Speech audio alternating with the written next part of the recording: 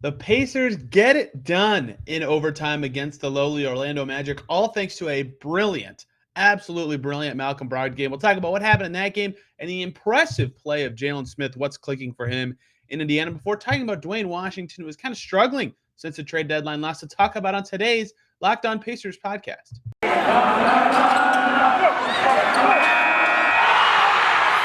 You are Locked On Pacers, your daily Indiana Pacers podcast, part of the Locked On Podcast Network, your team every day.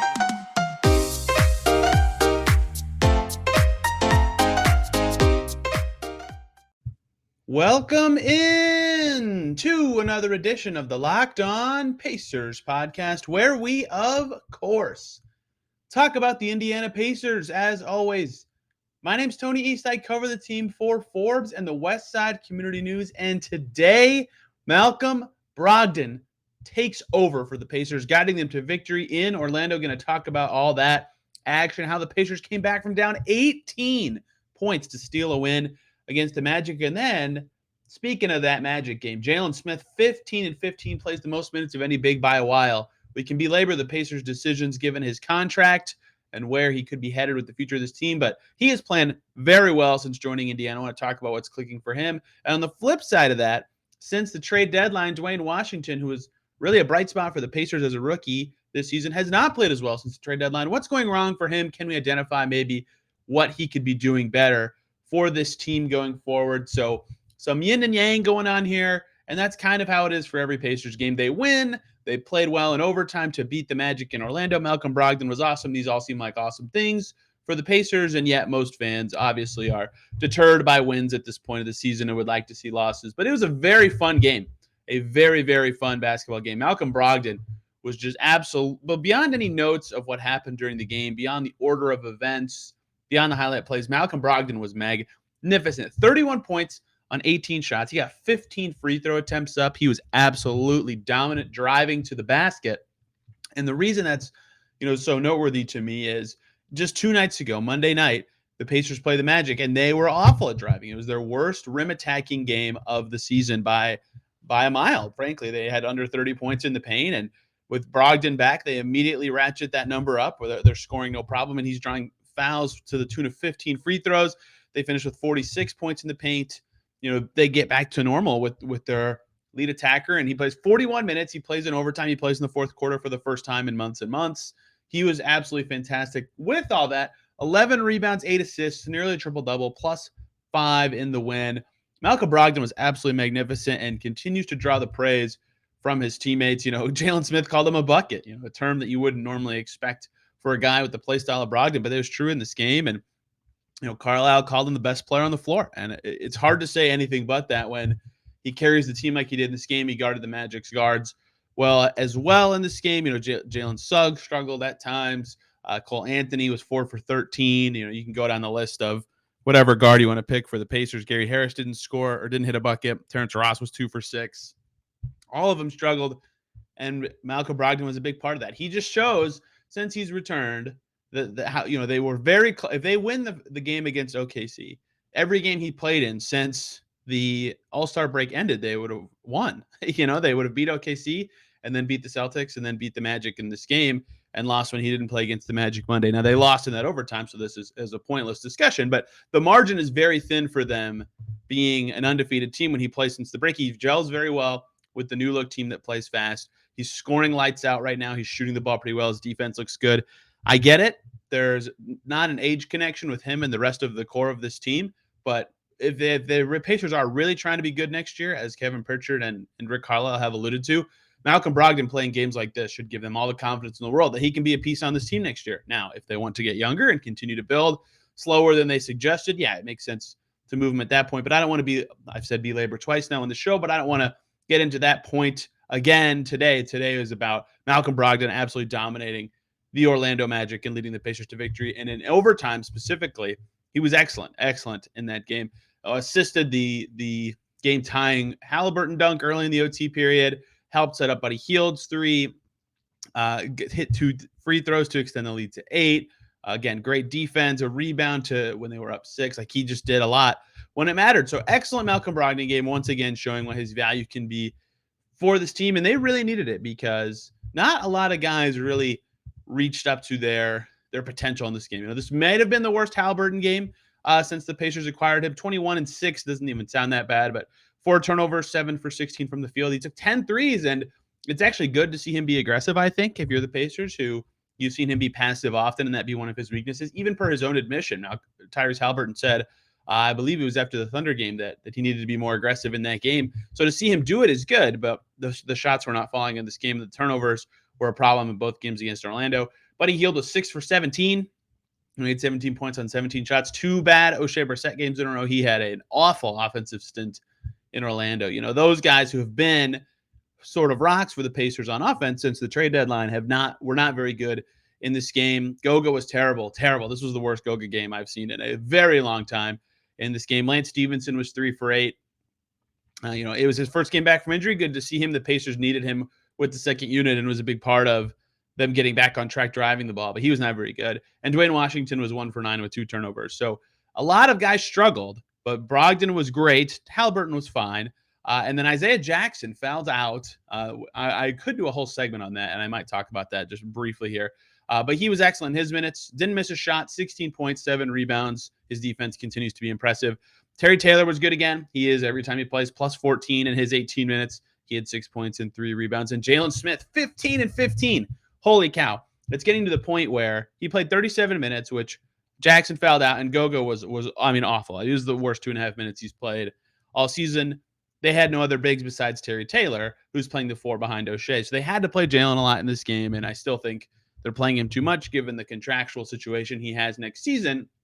But he was fantastic in this basketball game. So really only 3 or 4 good contributors for the Pacers in this game, but they got so much from Brogdon, and they got really good minutes out of those guys, the other 3 when they were in the game, that it was enough to win. And Jackson, I'm gonna quote Mark Daigneault, the coach of the Oklahoma City Thunder, pretty quickly. But Jackson's interesting in the way that he's playing. He played under 1 second under 23 minutes in this game. And he actually did foul out, but it was in overtime. It was basically right at the end of the game. So he only fouled out by the box score, but not by like the flow of the game, if that makes sense. Like fouling out with, let me find the exact moment so I don't just say something stupid, but it was so late in the game that it hardly counts to me. I'm having trouble finding it at the moment. 2 minutes and 21 seconds to go in overtime. Right, so that is over 50 minutes into the game of basketball. So yes, he fouled out technically, but not by the letter of the law. So Mark Daigneault said this week, the coach of the Thunder, this was about Shai Gilgeous-Alexander playing with 5 fouls. He said, when you take guys off the court with fouls, every minute they're off the floor, you're basically fouling them out. And then later in the quote, he said, there's no guarantee that player fouls out. That makes so much sense to me. Nate Bjorkgren was actually pretty good about this. He would leave guys in with fouls all the time. So when Jackson comes and when it's 2 fouls really early, I'm receptive to taking a guy out. But there becomes a point where, you're reducing a guy's minutes almost too much. And Jackson did foul out. So clearly Carlisle was right that he would foul out if he played him. But there's a point where he's got to keep playing through this. He'll never learn from the fouling mistakes if he never plays. And lowering his minutes is pretty painful for this team at this point of a developing season. So Jackson obviously has to be better about fouling. This is a very big problem for him. He's admitted it himself. But I think Carlisle needs to be a little looser with leaving guys in foul trouble situations. But Jackson was still excellent when he played. He continues to fit extremely well with Halliburton. His defense is very impressive at 2 different positions, fits well with basically anyone who attacks the rim well because he could be that vertical spacer. He just gives guys a little bit extra time in the lane to make decisions and make passes. And then Jalen Smith, look, if he's going to give you 15 and 15 and be a beast in the paint and draw 3 fouls and hit all his free throws and be a plus 27, you got to keep him out there. So Pacers got a ton from him too, and he merits a ton of attention after a 15 and 15 game, to the point where the Pacers tweet about him and everyone's saying, on Twitter, no, don't do that. We don't want other teams to see, that this happened, and then maybe he can have his value lower and stay with this team. The Pacers joked that they blocked all the other teams from seeing the tweet. It was pretty funny. So he was excellent as well. What the Pacers learned from this game, though, is pretty simple. Malcolm Brogdon is their best player. Rick Carlisle made that very clear after the game. He was their best player in this game. And the reason they came back from down 18, I've barely even mentioned that. They were down 18 in the middle of the third quarter. Game flow looked like they were dead in the water. I even tweeted, what an awful trip to Orlando this was for the Pacers. It looked like they were going to lose twice in a row after awful third quarters, but They were able to come back from down 18, hit a bunch of threes in the fourth after struggling all night, and found a way to get it done. So an impressive comeback win for the Pacers, even though it was against the worst team in the league. And they march on knowing very well that Brogdon, combined with their current core, can be quite the good basketball team. And speaking of one of those players who could be a part of that young core, Jalen Smith just continues to be incredibly impressive. Coming up, we're talking about Jalen Smith and everything he's done well for the Pacers since joining the team and why he is playing so well for the Pacers compared to his time in Phoenix.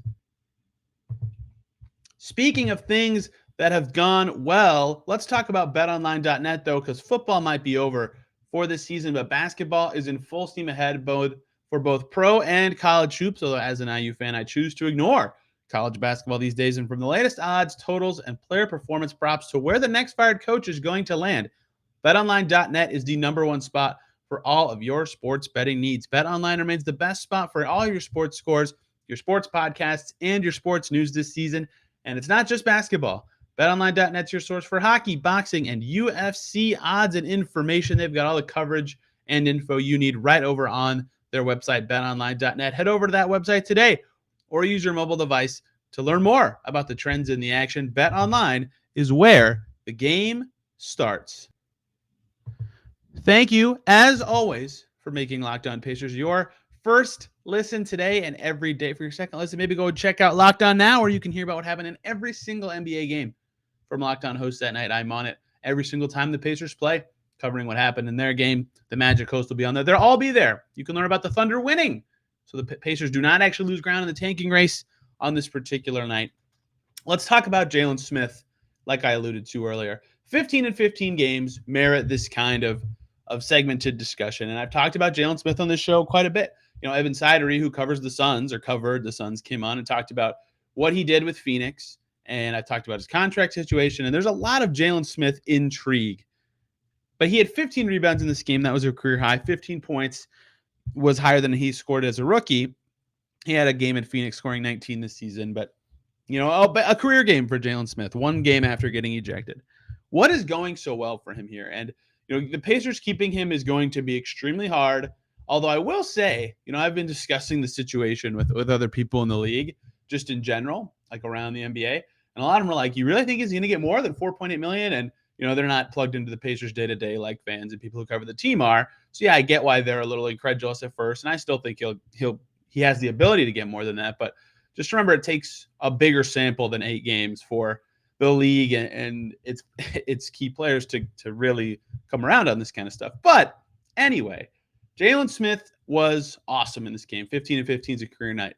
And when I had Evan Sidery on to talk about Jalen Smith, he was like, yeah, he kind of was this player in Phoenix, just couldn't get the opportunity. And I'm receptive to that. I believe that. You know, I don't not follow the Suns. They're an absolute joy to watch.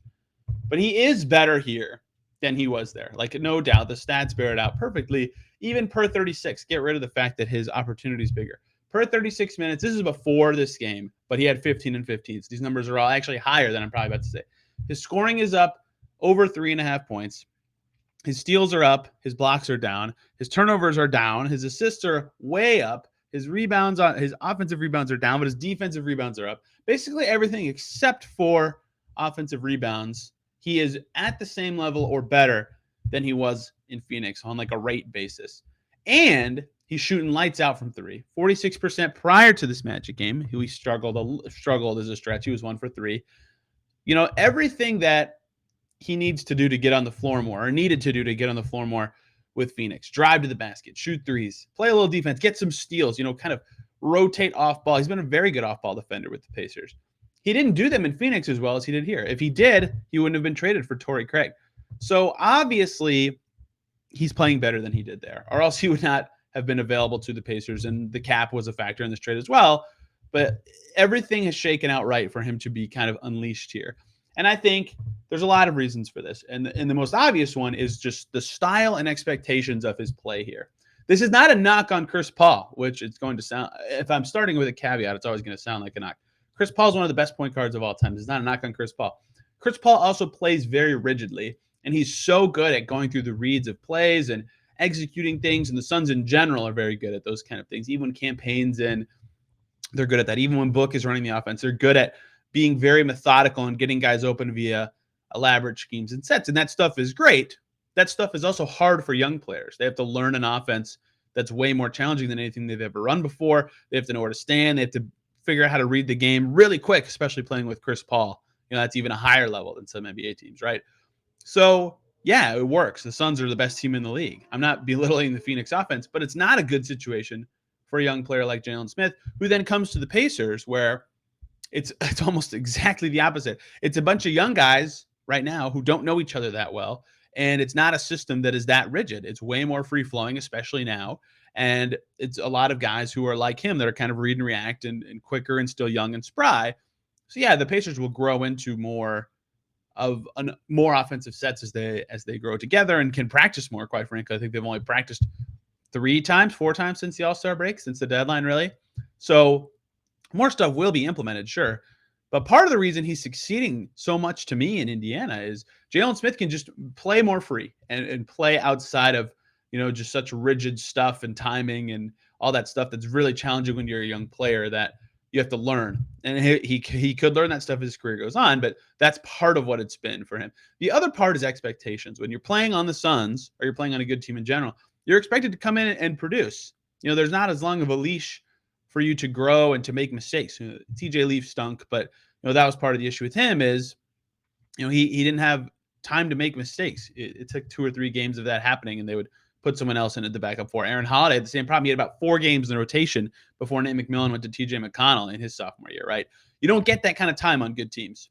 And on not good teams like the Pacers this year, Jalen Smith can get no expectations, do your thing, we'll keep you in there, and that's allowing him to play more free and play a lot better. And another part of that is the Pacers have the confidence to let him do whatever he wants, and that includes driving and shooting and doing stuff that he would never have done in Phoenix. And he has even talked about, like, not being surprised necessarily, being like, oh, really? You'll let me shoot every time I catch it? And he's not going to do that. But, he shoots a lot of threes that he would not have taken with the Suns, and he's making them. He's shooting extremely well from deep.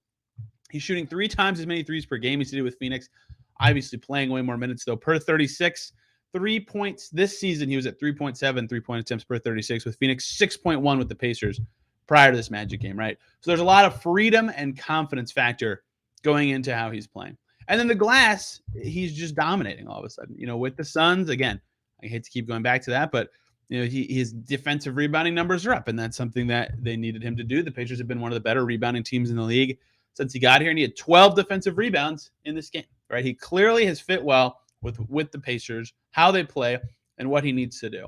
Now, something he's added that I don't think he really did at all with the Suns, and something that's made him very threatening with the Pacers, is he's driving to the basket. Jalen Smith, I've watched him some, and he had those games where he was in the rotation when the Suns had COVID issues and an Aiden injury, but he's never been someone to drive to the basket. He shot 70% at the rim for the Suns this season, 82% for the Pacers since getting here. And this is prior to the Magic game that they just played again. Basketball Reference doesn't update these stats till the next day. But drives have been a big part of that. With the Suns, this entire season with the Suns, he had 13 drives. And that was over the course of 22 games and 350 minutes. With the Pacers, prior to this Magic game, in 160 minutes and 7 games, he had 8 drives. So he's going to smash that number, right? He's almost at a drive and a half per game with the Pacers, whereas he was simply at 0.7 something with the Suns. So he's driving way more, which is something he didn't even do with Phoenix because he's got the confidence to do it. He's got the backing to do it, and the team is playing with a freedom that allows him to do it. And he's got the Dwayne Washington sort of quick decision thing. He shoots right away if he feels like he's open. He puts it on the floor right away if his defender's too close, right? He's just put it all together at the same time. And maybe the shooting goes away and he looks way less effective. Or maybe he starts turning it over on these drives a little bit because it's not something he does all the time. It's been 8 games, right? There is a small sample size factor at play. I won't even deny that. The longer it goes, the more real it gets. But he's looked great, and he's doing everything they need him to do. His defense looked crisp. But it all comes down to the fact to me that he's hitting his threes, and he's not turning those drives over because that allows him to play 2 positions, and it makes his life easier when he can play the 4 and 5, and he can do all these things. So basically, he's doing everything the Pacers are asking him to do and very little wrong, and he's in a better situation than he was before, and it's allowing him to thrive. So Jalen Smith has found a great home for his career, and it's unclear how long that will last. Or what kind of offers he could get this summer at this stage of time. But he's playing very well. And at this stage, it's probably the best for the Pacers to just enjoy it to the extent that they're willing to play him because To me, obviously, you don't want to play him very much at all if you want to keep his value down so you can keep him. And I've had people rightly follow up with me privately and say, this is mostly followers. This is no one in the NBA who have said something like, there's a human element. Why would he want to come back to a team that is suppressing his value and keeping him on the bench? And I hear that, it would suck to not play. But my response is usually, well, yeah, okay, but they're not playing him because they like him, right? Maybe the human element of him would be like, oh, they like me so much they want me back that they're not playing me now so they can play me in the future. If you're the Pacers, there's a lot of gambles involved with how you use Jalen Smith and how you play him just because of the restrictions in keeping him, especially when he has 15 games like this.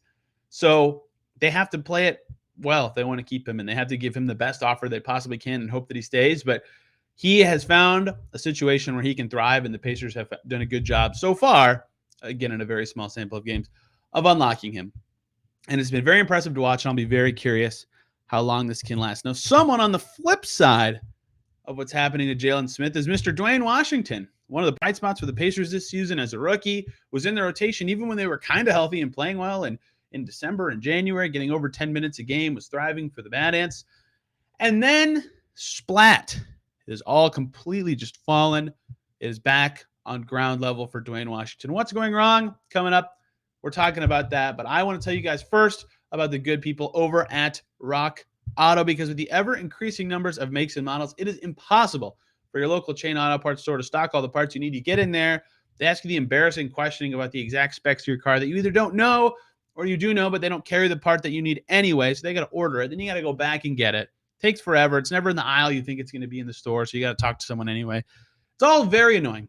But if you have a computer or a phone, you can access rockauto.com at home or in your pocket and save time and money. They're a family business serving do-it-yourselfers for over 20 years, and they have everything you could need for your vehicle at reliably low prices: brake parts, tail lamps, motor oil, car parts that I've never even heard of before. You got to check it out at rockauto.com. You can explore their easy-to-use website today and find the solution to your auto part needs. Go to rockauto.com right now. See all the parts available for your car or truck, right? Locked on in their How Did You Hear About Us box, so they know that we sent you. Amazing selection, reliably low prices, all the parts your car will ever need at rockauto.com.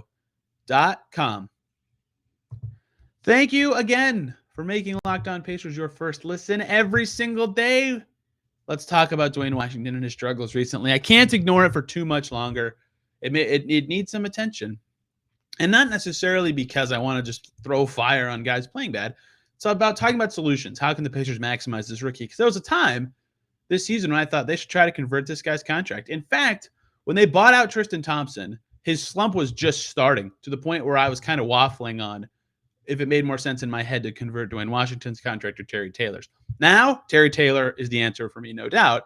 But that both speaks to how well Terry Taylor has played and to the slide that Dwayne Washington is currently a part of, where he is just struggling so much that someone else has outplayed him and earned a deal if a conversion comes for the Pacers. But that is not what I want to talk about. I don't want to talk about converting contracts. I want to talk about Dwayne Washington's struggles, why they might be happening, what the Pacers can do to potentially fix them, because he's still in the rotation all the time. He's the backup 2 guard.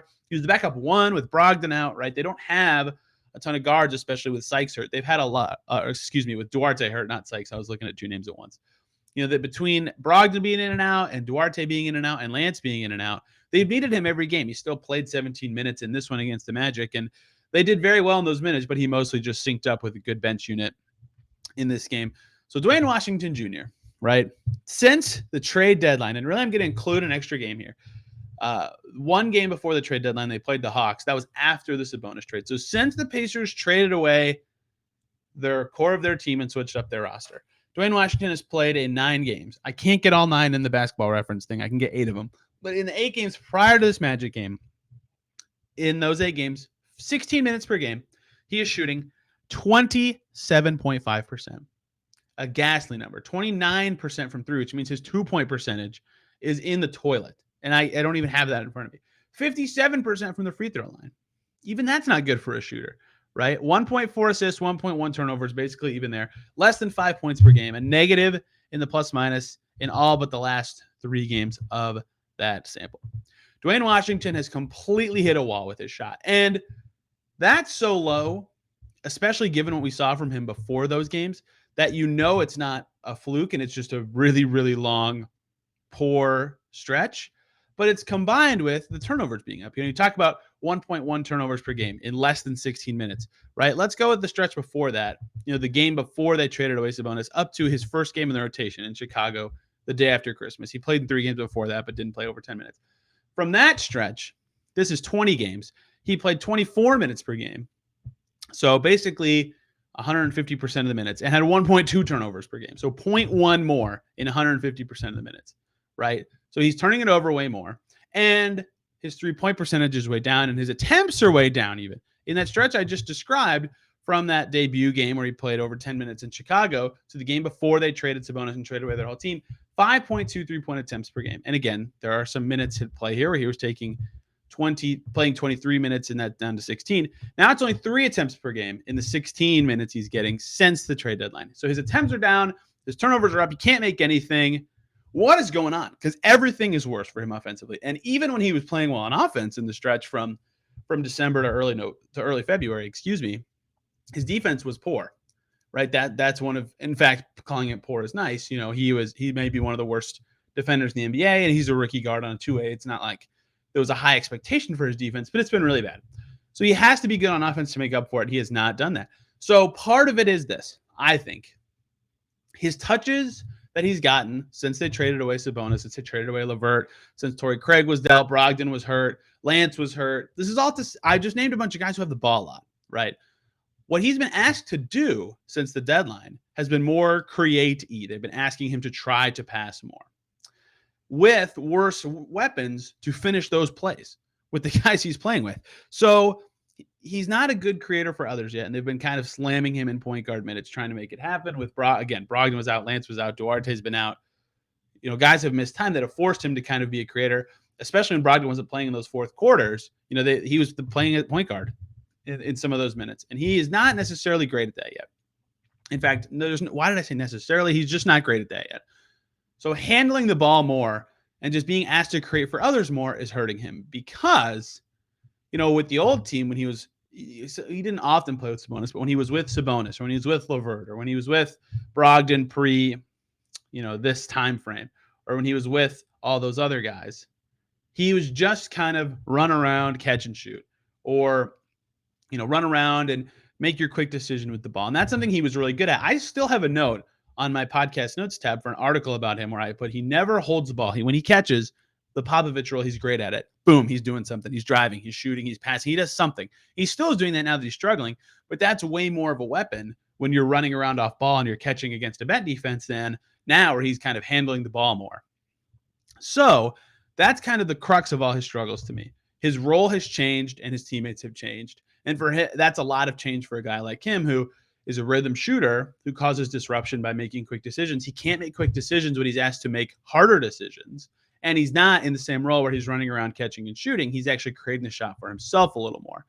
So I don't know how the Pacers can get him back to his old role besides just guys getting healthy. And quite frankly, that is going to happen pretty soon. If Duarte returns Friday, let's just pretend, what's Dwayne's spot in this rotation? Is he the backup 2 still? But someone's got to lose minutes for Duarte to play, and I'm not really sure who that is. Buddy Hield played 44 minutes. I suppose it could just come from that, but it's possible Dwayne's spot in the rotation is hanging on by a thread. So if everybody comes back, if he can get back to his ideal role, then maybe he can go back to being a better shooter and being a guy who can finish off bent defenses and making his threes. But if they keep needing him to be a point guard because there's injuries or holding Brogdon out for back-to-backs, whatever, he might continue to struggle, and that's going to be tough for him. And this is kind of one of those things that we might see a lot over these last 18 games for the Pacers is guys changing roles and slumping. Because, and think about this from the Pacers' perspective. Let's say they like Dwayne Washington still. They think, oh, wow, this guy's a really good movement shooter and could be a movement shooter for us. Let's try to grow his other skills. Let's make him play point guard for a little bit. And those minutes go terrible, but at least you're developing it and trying to grow him. And so it looks terrible and his minutes look awful, sure. But if you're the Pacers, you can say, well, we tried to grow his skills there. Maybe if you're a fan, you have to think about, is that better than just letting him do the stuff we already know he's good at? And he gets better at those things, but doesn't grow his skill set as much. That's kind of the balance the Pacers have to think about in these last 18 games. And I think with Dwayne, it's been rough to the point that I think they need to get him to just get better at the stuff he's already good at and get him back to that role that he was playing at with the old Pacers team and not so much a creation role where he's asked to do stuff for others. That's just my take on his struggles, but if you have other ideas, let me know on Twitter at TEastNBA or comment on YouTube. YouTube is going very well if you want to see my lovely face speaking every day or subscribing. That would be great. We're getting close to that lovely 1,000 number, which is crazy to think about. You guys have been awesome this season for those who watch over there. Thank you all so much for listening today. Tomorrow, I'm not really sure what we're going to talk about yet. I have to figure that out with a guest or something, but I promise you it'll be fun and interesting because this growing team has a lot of fun and interesting storylines going on all at the same time, and they play twice this weekend. So next week we have lots of games to cover, and I do have some very fun guests already lined up for next week when they have 4 days off between Wednesday and the weekend. So you won't want to miss all that. Thank you guys a ton for listening. Hope you have a great day, and we will see you tomorrow.